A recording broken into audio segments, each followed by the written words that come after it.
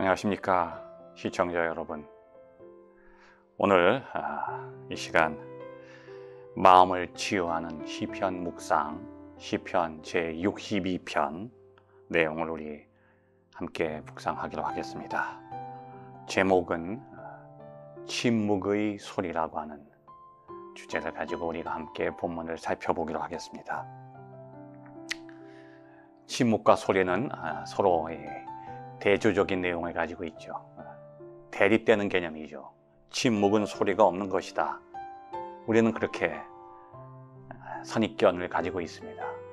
그런데 사실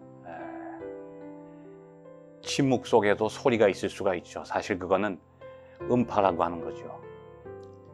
그 음파의 주파수에 따라서 우리가 청각으로 포착할 수 있는 것이 있고 포착할 수 없는 것이 있습니다.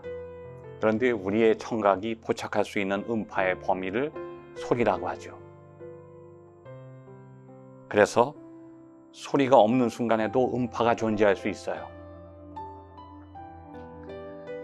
그런 입장에서 볼 때 침묵이라고 하는 것 속에는 음파가 그 안에서 움직이고 있다고 하는 것을 우리가 또 전제할 수 있는 것입니다.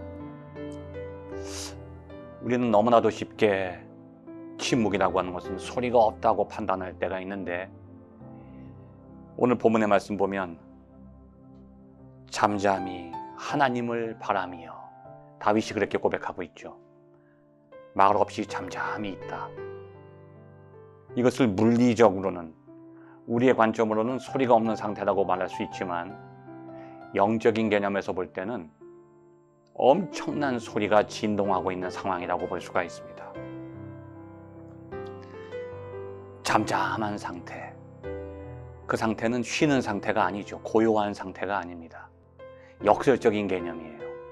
하나님이 우리에게 침묵하실 때 하나님은 우리를 외면하고 계시는 것이 아니라 우리에게 말씀하고 계실 수도 있어요. 다만 우리가 듣지 못하는 거죠. 다윗이 잠잠히 입을 다물고 있을 때 우리가 볼 때는 조용히 있는 것처럼 느낄 수도 있습니다. 그러나 하나님은 다윗의 음성을 들으시고 계시는 상황을 오늘 본문 통해서 우리는 발견할 수가 있죠. 하나님을 향해서 간절하게 부르짖고 있는 상황이에요.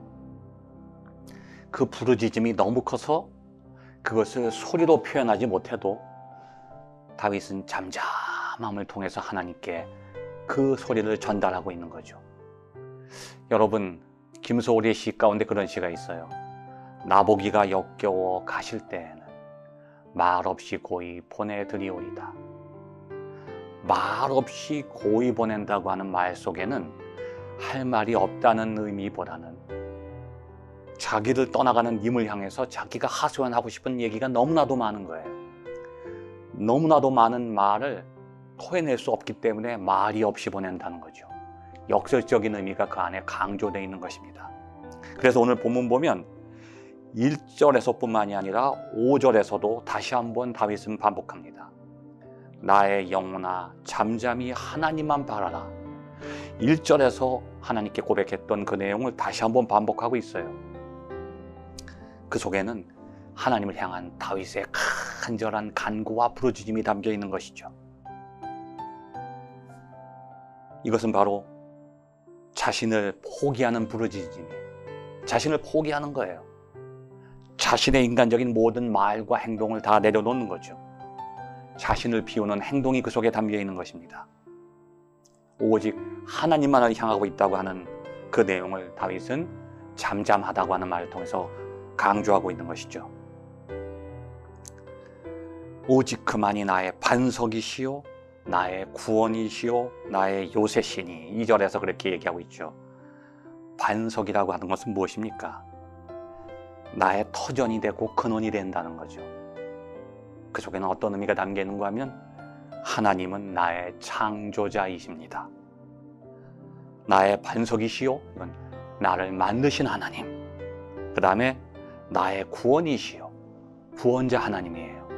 나를 구원하시는 하나님. 나의 요새시요, 이 요새라고 하는 것은 산성이죠. 내가 숨어있는 피난처가 되는 거예요. 나의 보호자가 되시는 하나님이라는 거죠. 하나님은 나를 만드신 분이고 나를 구원하신 분이고 나를 보호하시는 분이다. 그렇게 다윗은 본문에서 고백하고 있는 것입니다. 이러한 고백을 했던 다윗의 나이가 20대입니다. 20대부터 30대 사이의 10년 동안을 다윗은 인생의 가장 큰 고난 속에 있었죠. 인생의 절정기, 가장 행복한 시기를 고난 속에서 보냈던 거예요. 그런데 다윗은 그것이 단지 고난으로 여기지지 않았죠. 왜냐하면 그 속에서 하나님의 최고의 축복을 발견했던 것입니다. 왜냐하면 그러한 고난의 시간 10년이라고 하는 세월이 하나님과 교통하는 영적인 훈련의 과정이었던 것을 다윗은 깨닫게 됩니다. 그래서 그 10년 동안의 20대, 30대 초반까지의 시간 속에서 다윗의 모든 시편이 대부분 다 그때 기록이 되는 것이죠. 그리고 그 속에서 다윗은 일생을 하나님과 동행하는 방법을 배우게 됐던 것입니다. 인생을 자기 혼자 사는 것이 인생이 아니죠. 그 인생은 허망한 인생으로 끝나버립니다. 인생은 하나님과 동행하는 시간이죠.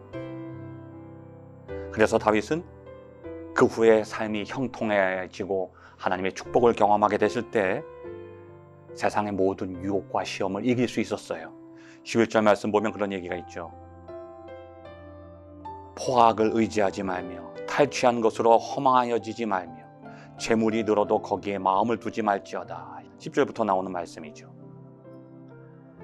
권력과 부귀와 재물, 그것을 의지하면 안 된다고 하는 것을 그 고난의 시간 속에서 배웠던 것이죠. 이 모든 것들이 얼마나 허망한 것인가를 다윗은 10년 동안의 훈련 과정을 통해서 깨닫게 되었던 것입니다. 그래서 하나님께 고백을 하는 거죠. 오직 하나님을 의지하는 것만이 그것이 인생의 축복의 비결이다. 하나님의 임재를 느끼는 사람만이 잠잠할 수 있다는 거예요. 고난 속에서 잠잠할 수 있고 자신을 비울 수 있고 자신을 내려놓을 수 있다는 거죠. 그것이 바로 다윗이 우리에게 전해주는 인생의 결론이고 인생의 답입니다.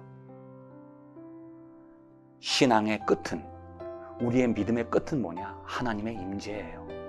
우리가 왜 이 세상을 살아가느냐?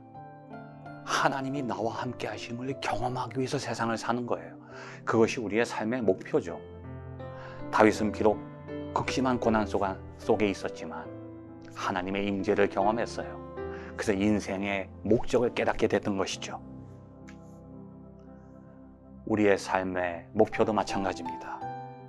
우리의 삶의 모든 과정 속에 하나님의 임재를 경험하기 위해서 하나님은 우리를 세상에 보내신 것이죠.